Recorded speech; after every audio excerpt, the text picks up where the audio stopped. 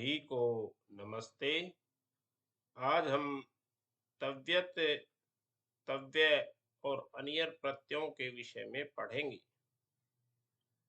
तव्यत, तव्य और अनियर प्रत्ययों को बताते हुए महर्षि पाणिनि अष्टाध्यायी में लिखते हैं, तव्य तव्या नियरः।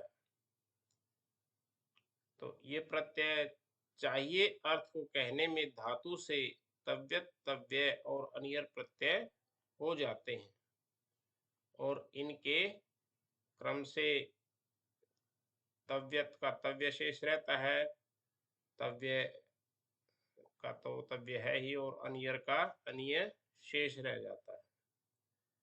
और ये प्रत्यय क्रमवाच्य और भाववाच्य में ही चलते हैं।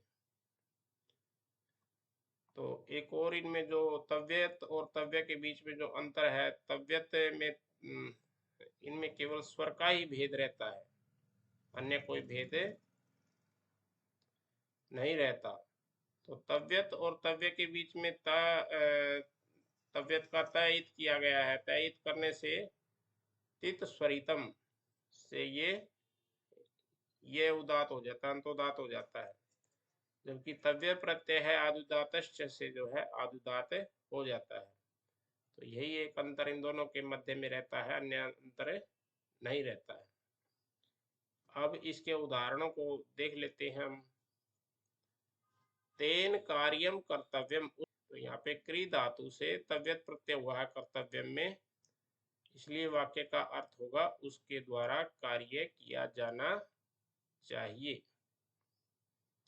तो चाहिए अर्थ जो आया है ये तव्यत प्रत्यय के कारण से आया है। इसी प्रकार अनियर प्रत्यांत शब्दों के प्रयोग चलेंगे।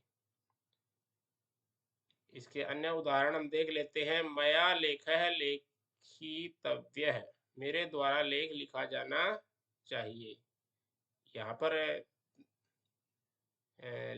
लिख धातु से तव्यत प्रत्यय बन के लेखितव्य है ऐसा बन गया है और ये कर्म वाच्य में है। लेखा के अनुसार ही क्रिया चलती है। लेखा पुल्लिंग में प्रथमा विभक्ति एक वचन में है, तो लेखितव्य भी पुल्लिंग प्रथमा विभक्ति एक वचन में रहेगा, कर्ता में तृतीया होगी, मया में।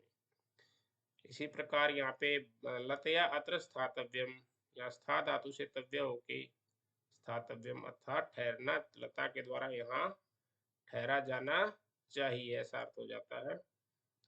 तो यहाँ पर जो है ये भाववाच्य में क्रिया हुई है, कर्ता में तृतीया और क्रिया नपुंसकलिंग एक वचन में हो जाती भाववाच्य में। देव्या गानम गातव्यम, देवी के द्वारा गान गाया जाना चाहिए।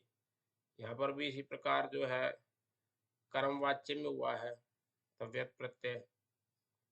तो यहाँ पर गानम में नपुंसकलिंग एक वचन प्रथमा विभक्ति है, तो इसी प्रकार गातव्य में भी नपुंसकलिंग एक वचन प्रथमा विभक्ति।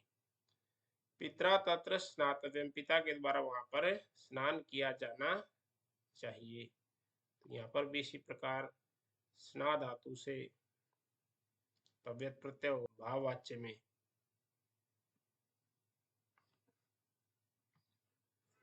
युष्माभिः पाठः पठनीयः, तुम सबके द्वारा पाठ पढ़ा जाना चाहिए। तो यहाँ पर पठ धातु से अनियर प्रत्यय हो गया है। तो अनियर प्रत्यय से शब्द का अर्थ वही रहता है, केवल शब्द का स्वरूप बदलता है। तो यहाँ पे भी ये कर्मवाच्य में है, पाठ है। पुल्लिंग प्रथमा विभक्ति एक वचन था, तो पठनीय में भी पुल्लिंग प्रथमा विभक्ति एक वचन रहेगा। भगिन्या हसनीयम, भगिनी बहन के द्वारा हंसा जाना चाहिए। यहाँ पर अनियर प्रत्यय भाववाच्य में हुआ है। तो राज्य राज्यम पालनीयम, राजा के द्वारा राज्य का पालन किया जाना चाहिए। तो यहाँ पर भी अनियर प्रत्यय ये कर्मवाच्य में हुआ है। शिष्येण गुरु सेवनीय, शिष्य के द्वारा गुरु की सेवा की जानी चाहिए। तो यहाँ पर भी जो है कर्मवाच्य में ये अनियर प्रत्यय हो गया है। गुरु पुल्लिंग प्रथमा विभक्ति एक वचन था, सेवनीय में भी पुल्लिंग रहेगा, प्रथमा विभक्ति एक वचन रहेगा, कर्ता में तृतीया होगी। साधुना इत्थम आचरणीयम, साधु के द्वारा इस प्रकार का आचरण किया जाना चाहिए। तो इस प्रकार आज के पाठ में हमने देखा कि तव्य, तव्य और अनियर तीन प्रत्यय चाहिए अर्थ को कहने वाले होते हैं, और ये कर्मवाच्य और भाववाच्य में ही इनके प्रयोग चलते हैं। तव्यत और तव्य प्रत्ययों के बीच में जो भेद होता है वो सिर्फ स्वरकृत भेद होता है, अन्य कोई भेद नहीं होता। इसी के साथ आज का पाठ हम यही समाप्त करते हैं। आप वीडियो को लाइक करें, शेयर करें व चैनल को सब्सक्राइब अवश्य करें, ताकि भविष्य में डाले जाने वाले वीडियो की जानकारी आप तक पहुंचती रहे। इसके साथ साथ हमारे अन्य ऑनलाइन प्रकल्प भी चलते हैं, जिनकी जानकारी के लिए आप डिस्क्रिप्शन में जाकर देख सकते हैं। धन्यवाद।